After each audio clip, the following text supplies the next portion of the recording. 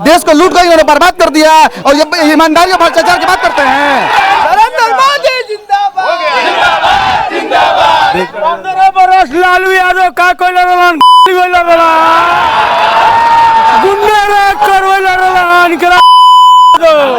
कि अभी बिहार चलता पलटी मारे के और 10 तारीख के 12 बजे ये लोग कोई लोग ईवीएम में बदला गए। तो अभी लालू यादव जी की सरकार में राम राज्य था बिहार में, उस समय लूट खसोट नहीं था। हम ये पूछना चाहते हैं, रुकिए रुकिए रुकिए, बात सुनिए, मैं ये पूछना चाहता हूँ, वोट लिया लालू और लालू के नाम पर 2.5 साल भाजपा के साथ 2.5 साल उनके साथ नहीं चलेगा। जनता को ठगने का काम एक तेवर के साथ, एक माहौल के साथ। बिहार के मुख्यमंत्री के रूप में 9वीं फेल तेजस्वी यादव को देखना चाहते हैं या गोल्ड मेडलिस्ट नीतीश कुमार को देखना चाहते हैं? नीतीश कुमार मतदाता नहीं ठगाने वाले हैं। 10 तारीख को विदाई तय है। देश के प्रधानमंत्री बोल दिए हैं बिहार में एक बार फिर नीतीश कुमार सरकार। 3 नवंबर का दिन शाम के लगभग 4 बज चुके हैं और वोटिंग में अभी 2 घंटे का समय शेष है। यानी सुबह में 7 बजे से वोटिंग शुरू हुई थी और 6 बजे तक मतदान किया जाएगा। हमारे साथ यहाँ के स्थानीय लोग हैं जो जुड़ चुके हैं हमारे साथ। इनमें से कई लोग, ज़्यादातर लोगों ने वोट कर दिया है। हमारे साथ एक तरफ विशाल जी हैं और गणेश साहब हैं और अनिल जी हैं, तो और भी बहुत सारे हमारे साथी हमारे साथ यहाँ पर मौजूद हैं कसरैटोली सीवान में।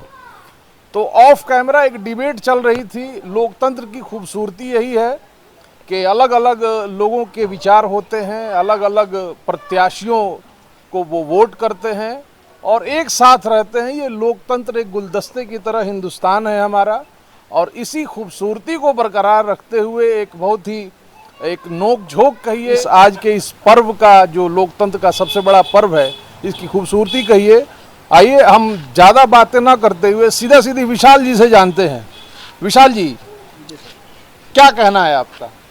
पहला तो मेरा ये कहना है कि आज के दिन सभी बिहार वासियों को अपने सभी काम धंधों के पहले मतदान देकर अपने लोकतांत्रिक अधिकारों को पूरा करना चाहिए। दूसरी बात, आप जब भी मतदान करने के लिए बूथ पे जाएं तो आपके मन में ये विचार होना चाहिए कि बिहार एक अत्यंत ही पिछड़ा इलाका है और हमारे यहाँ मूलभूत सुविधाओं की ही कमी है, बाकी चीज़ें तो छोड़ दीजिए। बिल्कुल, आप एक युवा हैं, आपने वोट कर दिया आज? जी, मैंने तो वोट कर दिया है। युवा हैं आप, जब वोट करने गए और युवा के तौर पर आपके दिमाग में ऐसी क्या प्राथमिकता थी जिसको आपने ध्यान में रख के वोट दिया? मेरी प्राथमिकता तो सबसे पहले राष्ट्रवाद है, क्योंकि किसी महापुरुष ने कहा है कि राष्ट्र है तभी हम हैं और राष्ट्र नहीं है तो हम नहीं हैं। तो अगर मैं कुछ ज़मीनी मुद्दाओं को आप गिनाएंगे कि सड़क नहीं है, नाली नहीं है और नल जल नहीं है, ये नहीं है, ये मुद्दा दूसरी और तीसरी दफ़ा आएगा। पहले देश रहेगा तभी ये सारी चीज़ें रहेंगी, तभी धर्म रहेगा, कभी जाति रहेगी। तो मैंने राष्ट्रवाद के मुद्दा के साथ अपनी बातों को सोचते हुए मैंने जाके राष्ट्रवाद के मुद्दा पर वोट दिया है। और मैं जनता से भी यही अपील करूंगा कि वो जब भी मतदान करे तो उसके दिमाग में राष्ट्रवाद ही सर्वोपरि होना चाहिए, क्योंकि 70 साल से सभी पार्टियों ने भारत में 2-3 मुद्दाओं को भुलाया। उसमें से एक मुद्दा आप देख लीजिए 370 का है, दूसरा मुद्दा राम मंदिर का है। लेकिन 6 साल की गवर्नमेंट ने, नरेंद्र मोदी ने इन दोनों ही मुद्दाओं को ख़त्म करके जनता को उस मुद्दे पर सोचने के लिए मजबूर कर दिया जो उसकी मूलभूत चीज़ें हैं, जैसे विकास, किसी भी चीज़ का विकास हो। हम अपने कंपेरिजन मुंबई से क्यों नहीं करेंगे? क्यों हम अपना कंपेरिजन ओडिशा और उत्तर प्रदेश से करेंगे? आखिर क्या कमी है कि देश एक साथ आज़ाद होता है और मुंबई जैसा शहर विकसित प्रदेशों में शामिल हो जाता है, महाराष्ट्र और बिहार पिछड़े प्रदेशों में? किसकी कमी है ये? जो लोग 15 साल के सरकार को पूछ रहे हैं, 15 साल लालू का शासन था या 15 साल नीतीश कुमार का शासन था, उनसे मैं ये पूछना चाहता हूँ इन 30 सालों में हटा के 40 साल किसका शासन था, उसका जवाब कौन देगा? अगर क्यों कृषि प्रधान प्रदेश में, बिहार में, अब कृषि की ये हालत है, सारी चीनी मिलें बंद हो गई है, पेपर मिलें बंद हो गई है, जूट मिलें बंद हो गई है, क्यों आज वही चीनी मिलें महाराष्ट्र में चरम पे चल रही हैं? आप लंबा खींचेंगे, इनके नेचर में है विकास। इन लोगों के नजर में जानते हैं क्या? नल नाली योजना सुशासन अपराध को रोक देना, नकली काम 15 साल पर जिस तरह इन्होंने सुशासन के नाम पर लोगों को दमन किया है, अपराध का बढ़ावा मिला है और नल नाली योजना के तहत भ्रष्टाचार हुआ है, शराबबंदी के नाम पर दलितों और शोषितों को जेल में बंद कर दिया गया है, यही उन लोगों के पास ये सबसे बड़ी बात है। बहुत गंभीर आरोप है। बात को लंबा करना और दोष लगाना ये भाजपाइयों का सबसे पहला काम है और यही को लेके चलते हैं। ये कहते हैं राष्ट्रवाद का ये सर्टिफिकेट देंगे, अगर भाजपा नहीं रही तो भारत नहीं रहेगा, इसके पहले ना भारत था ना रहेगा। ये इन लोगों का तोहमत लगाना और झूठ प्रचार अब डजार करके अम्बाड कर करके वोट लेना, जनता को ठगना, इसके अलावा इनके पास कुछ और है नहीं। शराबबंदी के नाम पर दलितों और शोषितों को नहीं, शराबबंदी के नाम पर दलित और शोषित के साथ जितना अत्याचार किया जा रहा है और प्रशासन द्वारा जो नोट बनाया जा रहा है, इसी को ये लोग सुशासन की सरकार का देन कहते हैं। हम आपकी तरफ फिर आएंगे।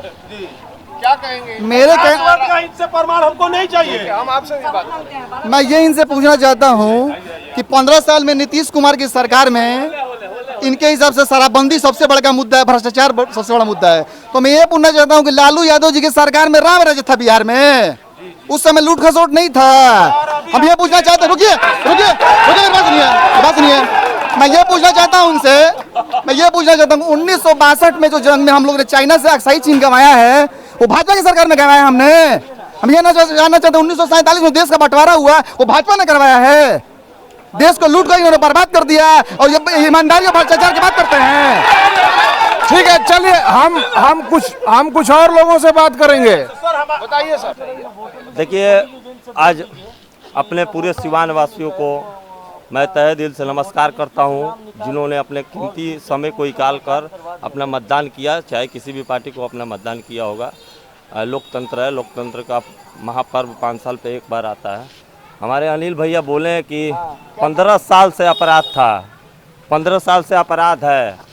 अनिल भैया को ये मालूम होना चाहिए, अगर 15 साल से अपराध नहीं रहती तो जनता नीतीश कुमार, माननीय सुशील कुमार मोदी को नहीं चुनती। और आने वाले 10 तारीख को भी आप देख लीजिएगा, बहुत लोग नीतीश जी वापसी करेंगे। हाँ, एकदम करेंगे। हमारे बिहार के मुख्यमंत्री वही रहेंगे। 10 तारीख को विदाई तय है सर, दिग्भ्रमित करके किया जा रहा है। अरे हमारे सुशासन बाबू का 10 तारीख को विदाई। देखिए पहले सुनिए, जो इन्होंने कहा है कि नीतीश कुमार और सुशील कुमार के मोदी की है, तो नीतीश कुमार किसके वोट पे जीते थे 2015 के चुनाव में?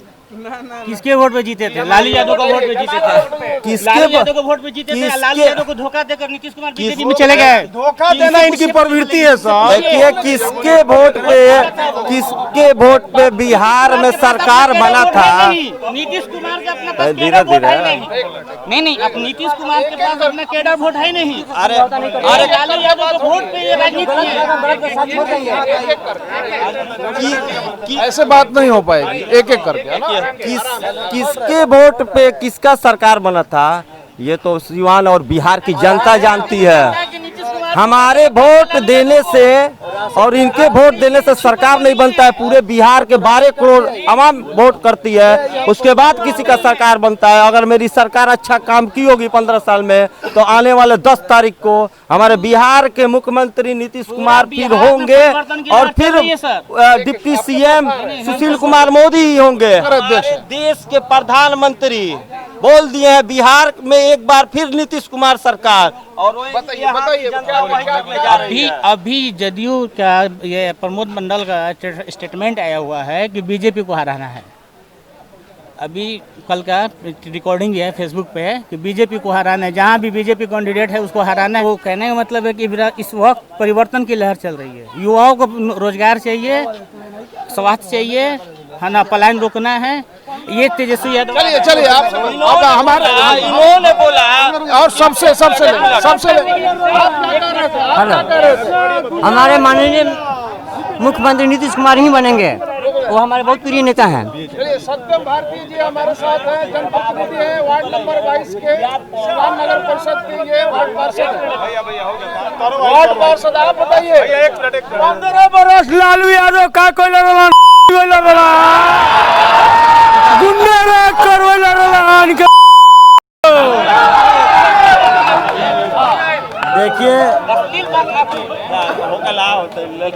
यहाँ आम जनमानस आज लोकतंत्र के इस महापर्व में मतदान करने के लिए उत्साह से लबरेज है। मैं किसी पार्टी किसी पॉलिटिक्स की बात नहीं करूँगा।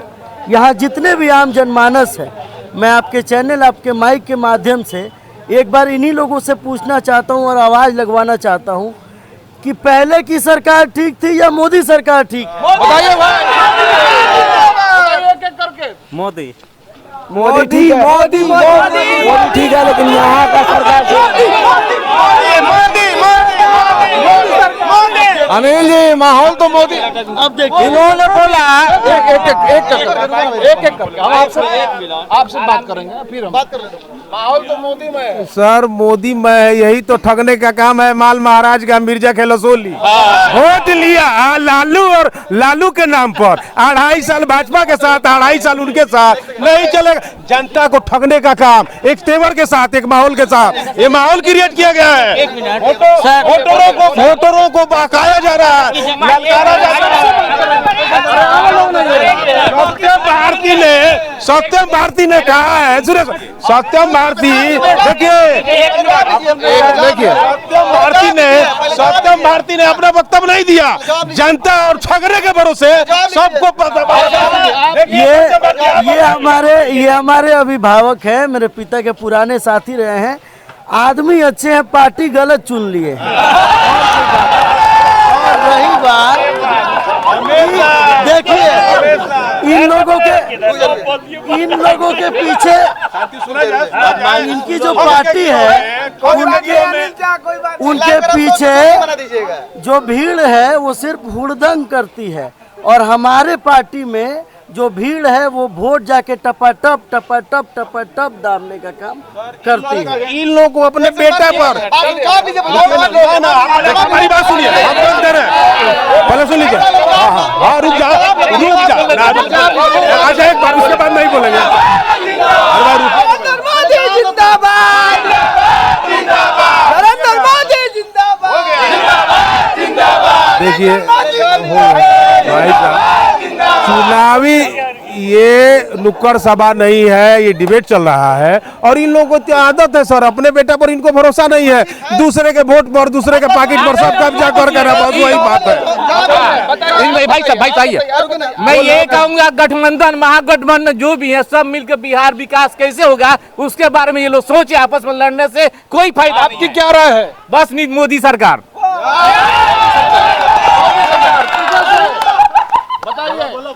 बोलो यार, बोलो नौजवान।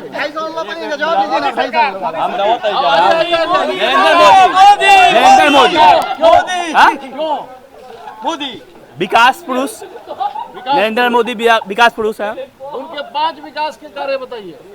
370 अयोध्या वाला मुद्दा और भी बहुत सा है मुद्दा, विदेश नीति है, पूरा दुनिया में उनका नाम है।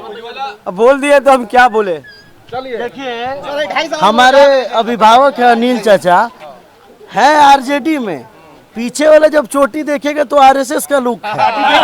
नहीं चाहिए, सर्टिफिकेट नहीं चाहिए सर, राष्ट्रीयता हिंदुत्व का सर्टिफिकेट व्यक्तिगत नहीं होना, व्यक्तिगत स्वस्थ डिबेट करेंगे। बताइए, रोजगार का मामला बड़ा गरमाया हुआ है। कोई कह रहा है कि हम 10 लाख रोजगार देंगे, कोई कह रहा है कि हम 3 गुना रोजगार देंगे। आप बताओ युवा क्या? जी देखिए, 10 लाख रोजगार कैसे मिलेगा? जो भी कह रहा है, बीजेपी बोले कि अवसर मिलने पर 19 लाख रोजगार देंगे, और आरजेडी बोले कि 10 लाख रोजगार हम देंगे। जब बिहार का बजट जो है 2,11 करोड़ है, और उसमें से 1,11 करोड़ आपको जो अभी जो प्रेजेंट में जो नौकरी है उस पर खर्चा होती है, बाकी जो पैसा बचता है वो अन्य योजना पे खर्चा करता है। बाकी पैसा कहाँ से आएगा इतना? अब जो रोजगार जो 10 लाख जो बनेगा, जो आगे जो देने चाह रहे हैं, उसके लिए आपको 1 लाख करोड़ अलग से चाहिए, फिर पैसा कहाँ से आएगा? बतौर बिहार में राजस्व की कमी है, संसाधन कमी है, कहाँ से होगा? तेजस्वी यादव कह रहे हैं कि मंत्रियों के और जो भी सरकारी जो संवैधानिक पदों पे हैं उनकी सैलरी काट के दिया जाएगा। क्या उनके मंत्री मानेंगे? क्या विधायक मानेंगे? कितना पैसा लगा करके आ रहे हैं। अगर नेता लोग मान जाएगा तो क्या बातें रह जाता। नौजवान भटका हुआ नौजवान है, और 19 लाख कहाँ से आएगा इसके बारे में पूछ लीजिए। हमारे बड़े भाई ने बोला है कि अभी बिहार चलता पॉलिटी मारे के और 10 तारीख के 12 बजे ये लोग कोई लो ईवीएम में बदला गए तो अभी खुशी बना ले और 10 तारीख को हम 12 बजे बतिया आइए आप लोग भी बताइए सर बताइए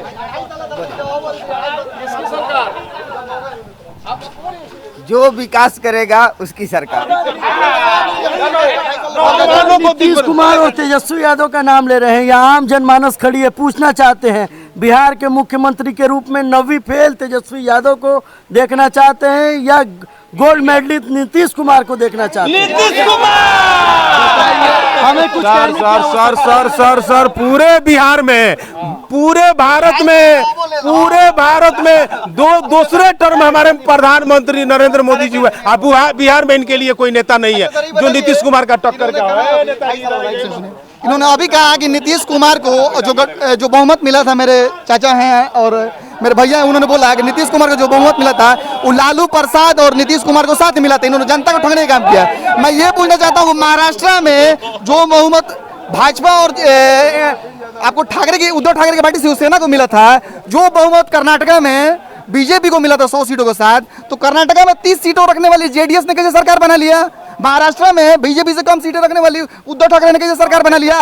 खरीदने बेचने का काम ये लोग करते हैं, ठीक है? बेचने वाली पार्टी ये है, भ्रम फैलाने वाली पार्टी। आरोप है सर मध्य प्रदेश में हमारी सरकार नहीं है सर। आप पूछिए ना कि कहाँ से इतना आ गया।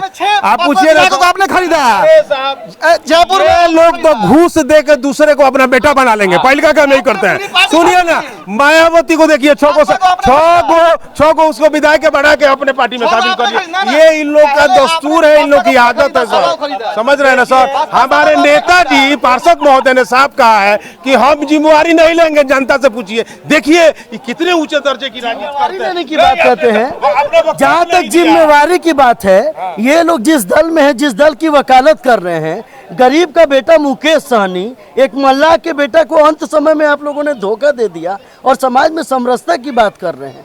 अब इससे बड़ी बात क्या? मुकेश सहनी ने गठबंधन छोड़ दिया था। सर आपको शायद नहीं मालूम है कि अच्छा है कि चोर का साथ जल्दी छूट जाए। हम लोग धोखा खाए हुए हैं।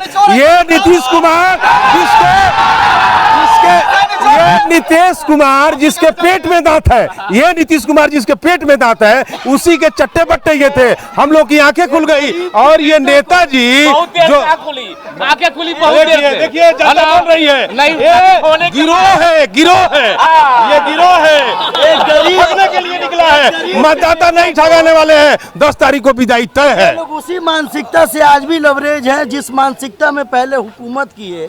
एक गरीब के बेटा मुकेश सहनी को चोर बता रहे हैं। अरे वो हमारे लिए माननीय नेता है, पिछड़ी जाति के नेता हैं, हमारे गठबंधन के नेता है और उनके नेतृत्व में हमारा एनडीए गठबंधन मजबूती की ओर बढ़ रहा है। 100 बात की एक बात, जो अपने घर की इज्जत नहीं रख पाए वो बिहार की इज्जत क्या रखेगा? जो अपने पतों को इज्जत नहीं रख पाए वो बिहार की इज्जत रख सकता है?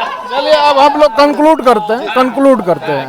तो ये राय थी यहाँ पर कसरा टोली में स्थानीय जो जनता है, यहाँ के जो स्थानीय लोग हैं, वार्ड नंबर 22 में यहाँ पर वहाँ के पार्षद भी हमारे साथ थे और भाजपा के नेता भी यहाँ पर हमारे साथ थे और आम लोग भी हैं जिन लोगों ने अपनी राय दी।